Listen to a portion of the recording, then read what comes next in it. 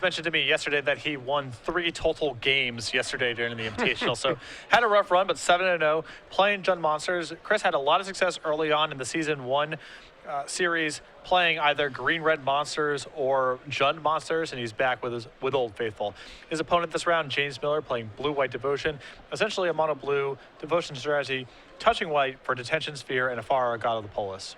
Yeah, Chris's version, I mean, he does have 3 copies of Dreadbore in the main. However, beyond that, he doesn't have a lot of other black cards in his main deck. He doesn't have the Reaper of the Wilds that we've seen some versions play. He likes Gore-Clan Rampager instead, so a little more aggressive. He has 1 copy of Sire Insanity main deck, though, so that's probably a concession to some of the Esper decks that he expected to see. Yeah, reasonable guess that you're going to play against a lot of control decks. Especially in invitational field, players missing day 2. A lot of invitational players gravitate towards control strategies in general. Yeah, so we're in game 2 here. Chris VanMeter is down a game. And after sideboard, Chris does have a number of cards that are good against Blue Devotion. He's got 3 copies of Mistcutter Hydra, along with 2 Ultimate Price Amizium Mortars, 2 Golgari Charms, 2 Abrupt Decay. All those cards, you know, removal in general is just going to be good against Devotion, along with Mistcutter Hydra as a way to kind of get a threat that they just can't really interact with. Yeah, what's really critical for Chris is to have additional answers to the card Master of Waves. Yeah. Even though he's splashing black for removal, he's touching it for Dreadbore alongside Amizium Mortars and Domri Rad. None of these provide any sort of answers to Master. He does have 4 copies of Palachronos, but of course, James is equipped with cards like Detention Sphere or can simply out-tempo it. Yeah, so Ultimate Price Golgari Charm are definitely going to have their work cut out for them in game 2. From Shame's side of the board, what does he have? 2 copies of Pacifism, a Glare of Heresy, 2 Jace Memory Adepts, 3 Domestications, 4 Negates, a Binding of Thassa, and 2 copies of Rapid Hybridization. I imagine we're going to see the Rapid Hybridization. It's a pretty good tool both against Chris's Sorcery Speed removal and against Chris's large threats. I also think the 2 copies of Pacifism are reasonable to bring in here as well, as Chris has a plethora of large creatures. Yeah, that is one of the benefits of splashing white. In addition to having Detention Sphere in the main deck, which, you know, allows you to answer problematic cards like Desecration Demon or Pack Rat, it also allows you to gain access to white with Pacifism. So now you actually have answers to cards like Skylash Spider or, more importantly, Mistcutter Hydra. Yeah, so it does give you some outs to some of your problematic cards. The cost, of course, is just sometimes you can't cast your white spells on time, and comes into play tap lands are a huge cost in a tempo-oriented strategy like blue-white Devotion. Yeah, you have to cut. James' list only has 3 Mutavaults. A lot of these lists, it's sort of a concession to the number of white cards you have to play. So only 3 Mutavaults, and he only has 9 white sources. So like you said, there are times where you might not be able to cast these spells. Yeah, he has 4 Temple of Enlightenments and 4 Hallowed Fountains, 1 Godless Shrine. Why Godless Shrine? Because it is a plains that allows you to cast Night Veil Spectre. Yeah. So it's something to bridge some of the hybrid mana. So both players are opening up with their 7-card hands, see if they want to keep. Chris VanMeter, he lost the first game, so he's going to decide first. Looks like he has a couple of lands there and some Scavenging Ooze, Palachronos, but it doesn't look like he has a lot of removal. This could be a very dangerous hand to keep against a Blue Devotion deck. And no acceleration either. Yeah, no acceleration. Yeah, so Chris did not like that hand. He's going to pack it in and try to go for a 6-card hand here. And against a deck like Blue-White Devotion, even though it's not the same as Mono Blue Devotion, it still plays, majority of the cards are the same, so it's basically still just a tempo deck. And you can't fall too far behind against a deck like this because your sideboard cards might just not matter. Yeah, you basically have Detention Sphere replacing some number of Rapid Hybridization slots, and then you have a Afara, God of the Polis, replacing a Biden or a Jace. Their functionality is fairly similar. Yeah. But it's a lot of the same tools. Interesting here, it looks like James has 3 copies of Omen Speaker in his main deck, and only 3 copies of Frostburn Weird. So it looks like he's playing a slightly different list than some of the decks we've seen. We don't really see Mono Blue Devotion play Omen Speaker in the main. Yeah, the last time I really saw it featured heavily was Milton Figueroa had 4 copies in his SCG Orlando Open deck that he top-8'd with, perhaps even advanced to the top 4. And he was playing that in lieu of Frostburn Weird.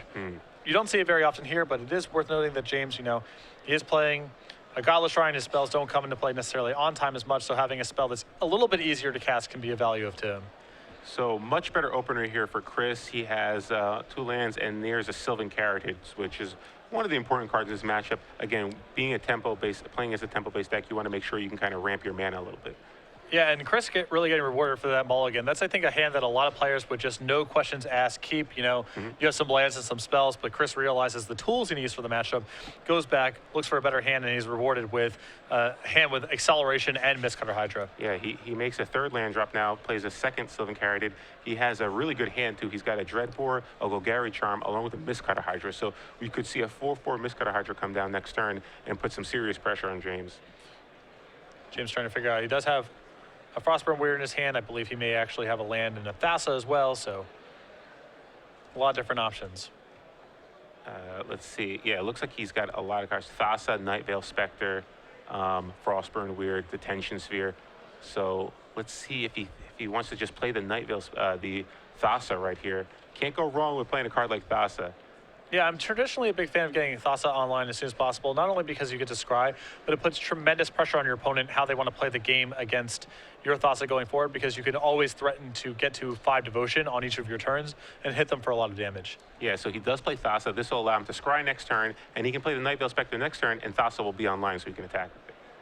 So Chris draws a second Mistcutter Hydra, so we're definitely going to see the first one come into play here. And Mistcutter Hydra gets cast as a 4-4, swinging, dropping James down to 16. So both players are now at 16 life. Yeah, and I think James was pretty happy to play, something of a slower grinder game with this Thassa, but Chris has to speed it up here in the face of the Thassa. Now, James a little bit under the gun. Yeah, with drawing that second Mistcutter Hydra, Chris can effectively have James on a 2-turn clock here. And we know he likely has 2 copies of Pacifism in his hand, but in his deck, but doesn't have one currently in his hand. So he's going to be under a lot of pressure right here. He does have a Master of the Waves, so maybe he might want to try to cast the Nightveil Spectre here, swing in for 6, and then hope that the Master of Waves next turn can kind of buy him a little more pressure. Yeah, but Chris, with a Golgari Charm in his hand that we know about, gives him a lot of answers depending on which path James wants to take. He can simply blow up the Pacifism, or if James goes down the route of playing his Master of Waves, Chris is also armed with a good answer. Yeah, because I think James thinks he still wins this race, given the current situation. Yeah. He's not aware of the second Mistcutter Hydra, of course, but I think, you just want to attack for 6 here, because I think he still wins this race, given all things being said. And Chris draws a land for the turn. Don't really think he needs to play it untapped. I think if you just make another 4-4 Mistcutter Hydra, it's pretty much the same thing. It's a 2-turn clock no matter what. Well, there is some risk about, James finding maybe a Mutavault to chump block one of your Mistcutter Hydras with, sets the race back. Maybe he has a counter spell in his hand. There's some sensitivity about what order you want to play the spells in. Yeah, and James, and the real key thing here is James actually has 8 points of power in play. So if he actually just does take 2 here and plays the Mistcutter Hydra, he dies. So I think Chris might be thinking, do I play the second Mistcutter Hydra, or do I just Dreadbore the Nightveil Spectre and hope that Thassa stays turned off? Yeah, I like Dreadboarding the Nightveil Spectre here, especially with Golgari Charm backup. Even if James tries to reassemble Devotion with another Nightveil Spectre, you have a Golgari Charm to finish off the Judge's Familiar, which might set him back quite a bit. You also get to play your land, comes into play tapped, so you save some life total and set up an even bigger Mistcutter Hydra next turn. Yeah, so you'd be giving James probably 2 turns, but you're playing a lot safer game. Yeah. Chris does have to respect the possibility of a counterspell being in his hand. And in that world, it makes sense to cast the spells while he's tapped out, and leave your Mistcutter Hydra for backup. But Chris is going to go down a different road here. Okay, so he's going to swing for 8 here. James is now on a 1-turn clock. He's going to be dead next turn if he can't find an answer. James can attack Chris down to 2. However, he needs to find an answer for those Mistcutter Hydras. It's a pretty tense draw here from James. He's looking for really specific stuff right now. Pacifism, which we know is not particularly good because of the Golgari Charm. I think he has a Mutavault in hand. He would certainly like additional Mutavaults to chump block the Mistcutter Hydras. Pacifism, Mutavault, Hybridization are all fine draws there. It looks like he does have the Mutavault, so I think he still might be okay here, given Chris's hand. He basically just needs to block 1 Mistcutter for a turn, and he should be okay. And he's going to swing over for 8, dropping Chris to 2. Nightveil Spectre will get triggered, revealing a Temple of Abandon. He can't play that because obviously he has to cast the Mutavault this turn. So I'm with you. Yeah, I think he had to actually Doomblade the Nightveil Spectre that turn. You know, this is a pretty risky line here. Now, James did not have the Mutavault in play, and in fairness, there's a pretty slim number of outs that James has here to enable this. But James did have Mutavault, and now Chris is in some trouble. Yeah, Chris drew an Abrupt Decay. Unfortunately, Abrupt Decay does not target lands. So even though Mutavault can get activated into a creature, Abrupt Decay will not be able to target it. So it looks like if Chris tries to attack with both Mistcutters, James will be able to block one of them and stay at only 4 life. And what's also noteworthy here is Chris actually can't cast all 3 spells in his hand, even though he has 6 mana in play and they're all 2 mana, because he doesn't have triple black. So Chris has to choose between some mixture of Golgari Charm, Dreadbore, and Abrupt Decay, but he cannot cast all 3 spells this turn. Yep. So Chris is at 2 here. He has to pretty much Dreadbore the Nightveil Spectre. That is the only guaranteed 2 damage that he has to face. However, Thassa's ability, even if it's turned off, it can still be used, so he can make the Frostburn Weird unblockable on his turn. Yeah, this is a pretty interesting board because Chris has 3 removal spells in his hand. None of them can kill a Mutavault. Yep. So if James simply activates Thassa targeting Frostburn Weird and pumps it once, he should be able to win this game no matter what Chris does. So that's what happened. Mutavault gets activated. James falls to 4. Let's see what Chris wants to do here. Let's see if he's going to Dreadbore that Nightveil Spectre. I have to imagine that's what we're going to see here. Yeah, I mean, at this point, Chris just has to hope that James cannot reassemble Devotion next turn. Yeah. And the good thing about Golgari Charm is it says it gives -1/-1 to all creatures. So he has the potential to kind of shrink everything. And maybe if James doesn't see it coming, the math might work out where Chris might survive at 1 life. It's going to be interesting to see what James does here, because it's likely he's going to give the Frostburn Weird unblockability. Currently, Thassa is turned off. He only has 4 Devotion. So if he wants to turn it back on, he's going to have to cast a spell this turn. Or he can just make Frostburn Weird unblockable and then pump it. But if he does that, then he loses to Abrupt Decay. Yeah, he has to suspect that something's up.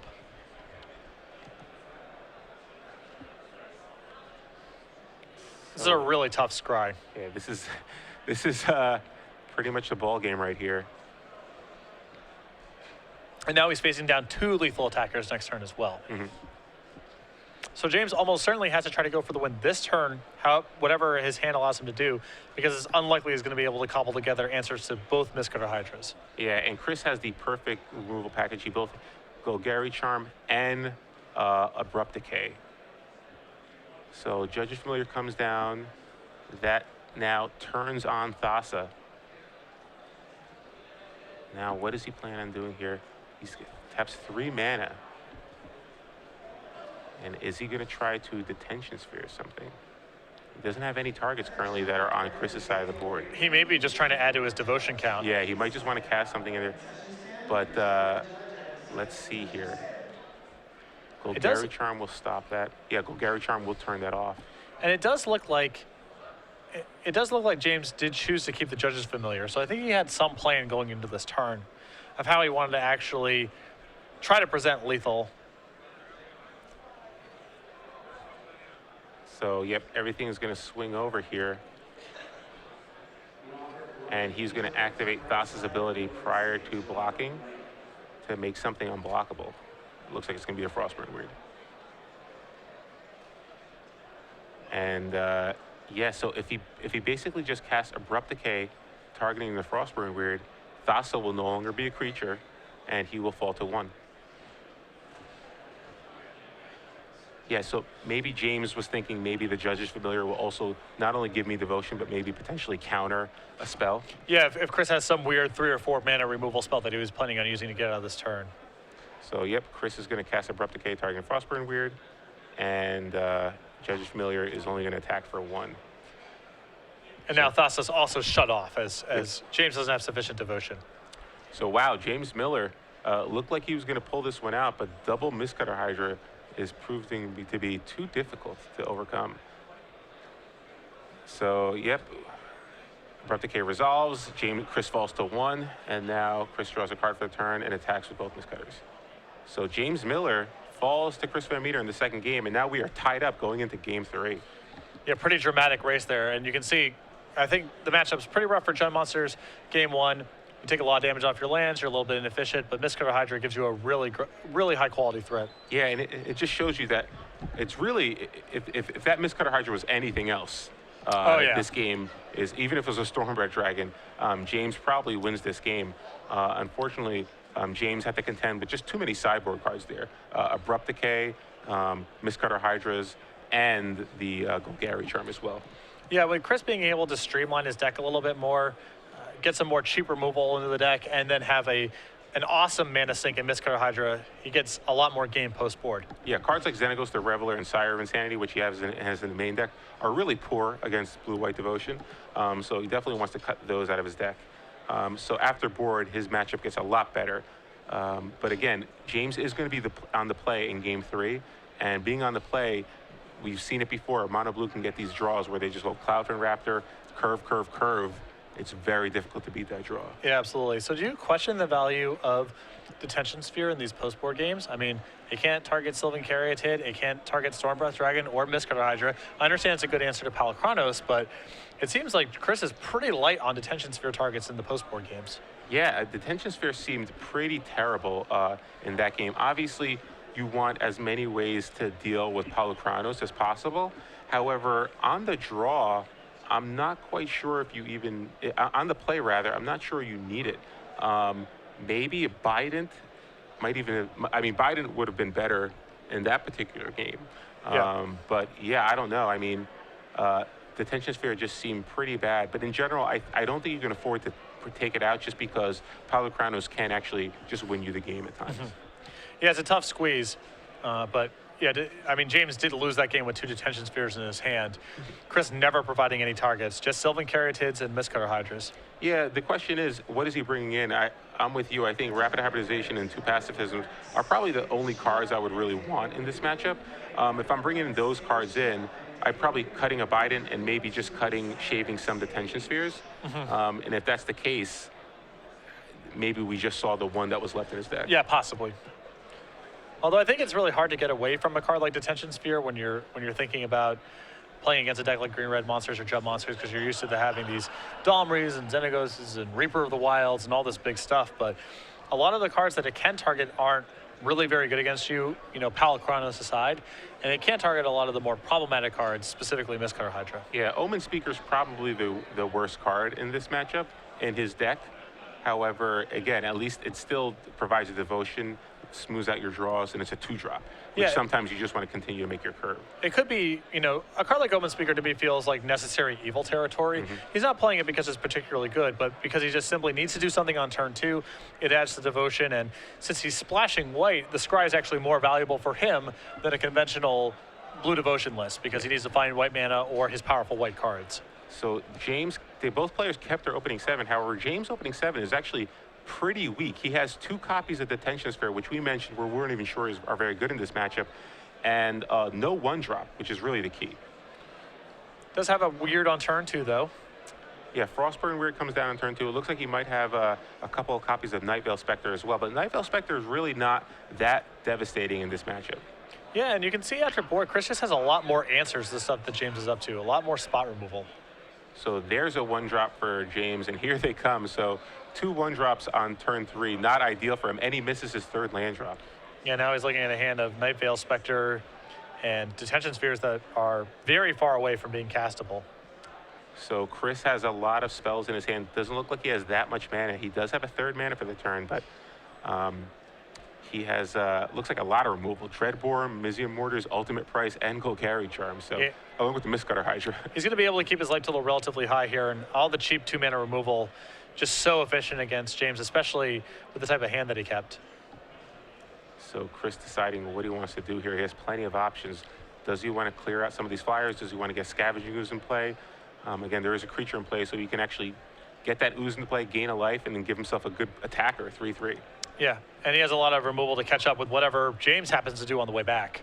Yeah, I kind of like playing Ooze here just because the removal, obviously, you don't want to get too far behind, but Ooze is a pretty good tempo play. Yeah, I mean, this turn, Chris gets to go Ooze and pump it, which is pretty good efficiency. And then if he draws a fourth land, then he can start playing 2 removal spells in turn if he's feeling so inclined. If he doesn't draw any further lands, then he can simply go, all right, kill your creature and pump with Scavenging Ooze for subsequent turns. Yeah. So Chris does play the Scavenging Ooze. This allows him to gain a life, removing the Frostburn Raritan in James' graveyard. James does not look like he drew a third land. And again, we were talking about this before the match. Sometimes you can't cast those white spells, and this is exactly the situation. He has 2 islands in play, and now 3 Detention Spheres in his hand. Yeah, and the Detention Sphere may or may not give him an answer to the Scavenging Ooze down the line if he finds white mana. But the bigger problem is he's just not going to have enough threats to power through all of Chris's removal. So now Chris is in a great shape. Now he can use his removal spells on a Cloudfin Raptor if he so chooses, and it'll allow him to further grow the Scavenging Ooze, put more pressure on James' life total, and boost up Chris's life total. So James is going to lose his Cloudfin Raptor to Mizium Mortars, and Scavenging Ooze will remove it from the game, gaining Chris a life, moving up to 19, dropping James to 16. And Chris is in a really commanding position. James is in a situation where he needs to essentially draw white mana right now. And even then, he's still in a lot of trouble because he just simply doesn't have enough threats to get through Chris's 3 removal spells left over. Yeah, James drew a Thassa, another 3-mana spell with no lands in play. Now Chris drew a Temple of Abandon, so he could actually cast a Mistcutter Hydra for 2 here if he just wants to put a little more pressure on it. He did draw a Gorkland Rampager. I think Chris is pretty happy to simply, again, use his removal spells and grow the Scavenging Ooze that he has in play at this point. Yeah, he can attack Ooze, he can Gorkland Rampager, and then remove it to drop him to 8, but it looks like he's just going to attack for 3 here, or 4 rather. Yeah, I think Chris still respects the fact that James could potentially have Rapid Hybridization in his hand, so he doesn't really want to spend an entire turn doing that. He's got Ultimate Price as well, so that gives him another removal spell. At instant speed, he can kill the Judge's Familiar if he wants to kind of screw with James's Devotion, but James just attacks for 1, dropping Chris to 16. James finally draws a 3rd land. Unfortunately, it is not a white source. It is yet another island. Yeah, Ultimate Price traditionally pretty weak against Mono Blue Devotion, as they have Judge's Familiar, Frostbird, Weird, and Nightveil Spectre, that none of which touch it. But Chris is so specifically concerned with Master of Waves that he's willing to play such a card. So let's see if Chris decides to just kill the Judge's Familiar at the end of James's turn. It'll allow him to turn his Scavenging Ooze into a 5/5. And again, keeping James off the Devotion. He has so much removal, and he's so far ahead, it might just be worth it at this point. Yeah, and he still has the Ultimate Price left over as an insurance policy against Master of Waves. Yeah, so decides to just untap. And now he has a Mistcutter Hydra, so we can see a Mistcutter Hydra come down and drop James to 4, which will basically be lethal in 1 turn. Yeah, he'll have 2 lethal attackers. He's shown no capability of answering what's going on the board. And Chris has Golgari Charm to answer a Detention Sphere, and he has Ultimate Price to answer a Master of Waves. So a lot of insurance here. Chris is trying to go through the permutations, make sure that there's nothing that can steal the game from him, but a really commanding spot with the removal in hand. Yeah, I think if he just cast Golgari Charm at the end of James's turn and grew his Scavenging Ooze, I think he'd even feel a little bit more comfortable, because then James really just has no chance of getting Devotion. But still, he's such in a dominating position right here. He's dropping James down to 4. He's got a Pro Blue 4/4 in play, along with a 4/4 Scavenging Ooze, and James just doesn't have much to work with. Yeah, I'm pretty sure, Chris is just looking for an insurance policy here against James having some random set of outs. He's not really that worried about maximizing his damage, and James just reveals a hand of white cards and nothing of real consequence. So Chris VanMeter, despite losing the first game, defeats James Miller 2-1 with Jund Monsters. So moves on to 8-0. Pretty impressive here. Looks like he's going to be a lock for top 8 because there's only 10 rounds. In a position to double draw, and that's sort of the Jund Monsters formula for this matchup. Game 1's going to be an uphill battle. You don't have an answer to Master of Waves. The